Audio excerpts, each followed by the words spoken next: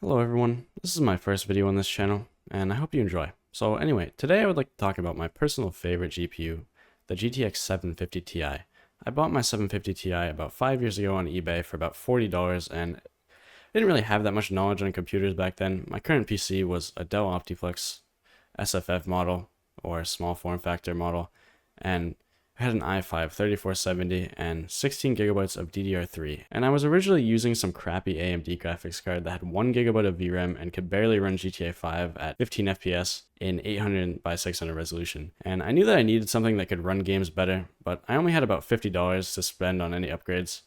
And I went on eBay, and without doing any research at all, I stumbled across the 750 Ti and just bought it. The seller had mentioned that there was quite a few previous owners, and when I got it, I realized that my case was small form factor and the 750 Ti was not, so it wouldn't fit properly, and I ended up putting it in anyway, and I used a spare stick of RAM to hold it up.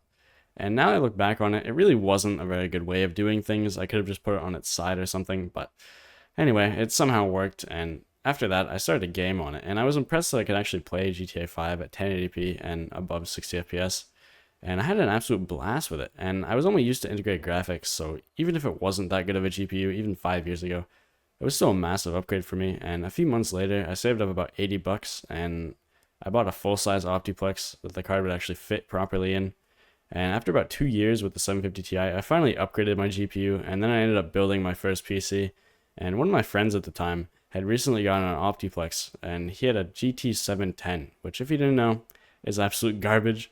So I ended up letting him use the 750 Ti, and he used it for about a year until he got a gaming laptop. And then someone else I knew used it for a little while as well. And then about a year ago, I took it back.